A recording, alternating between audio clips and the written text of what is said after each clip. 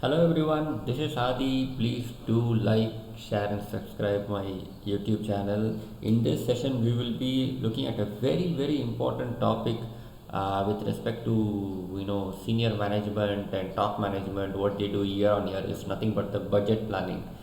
So I'll give you the basics on how the thinking behind the budget planning goes, what is the fundamentals and what is the logic uh,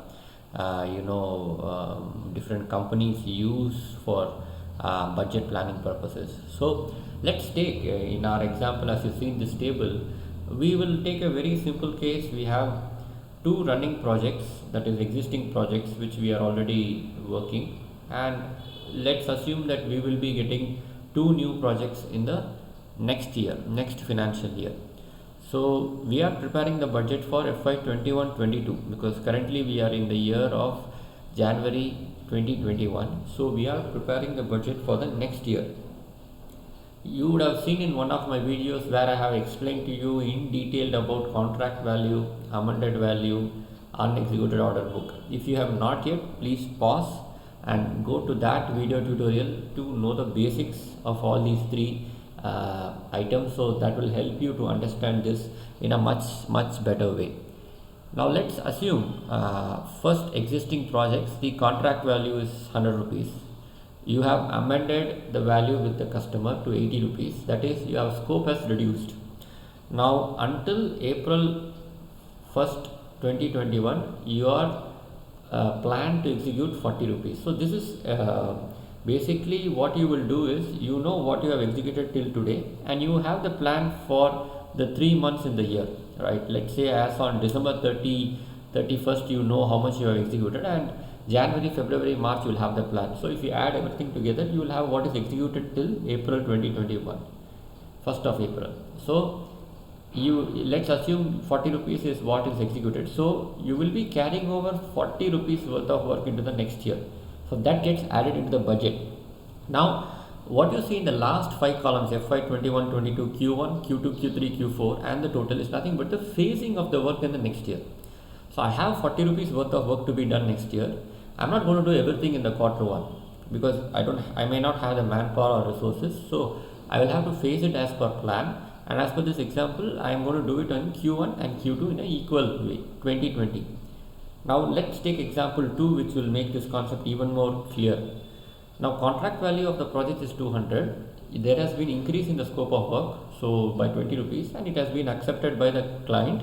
So 220 rupees is the total project value. How much have we executed this year? 100 rupees. So what are we carrying to the next year? 120 rupees we are carrying to the next year. So this 120 rupees is being phased out in the next year like 50, 50, 20 in Q1, Q2 and Q3. So this is with respect to existing projects. We may also win new projects next year, right? Our marketing and business development team will be working on submitting quotations, proposals, floating tenders. So what they do is they give us a plan, like saying, hey, we will be winning, let's say, 2 projects next year, and this is the worth contract value. So definitely you wouldn't have executed anything this year, so that's why you see executed value till 1st of April for the new projects is 0, because we have not yet got the project. We are planning, or we are estimating that we will be getting the project in Q1 of next year. So the value remains the same. There is no question of amended value changing with respect to contract value, because we are yet to get the project. And that particular 300 rupees, that is 100 for project 3 and 200 for project 4, will get carried over to the next year. And let's say I win the project 3 in Q2 and project 4 in Q1. Accordingly, I will face the work.